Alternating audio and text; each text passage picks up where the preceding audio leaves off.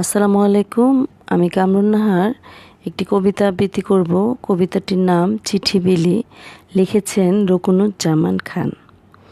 ছাতা মাথায় ব্যাঙ চলেছে চিঠি বিলি করতে, টাপুস টুপুস ছুটছে দেয়া ছুটছে খেয়া ধরতে।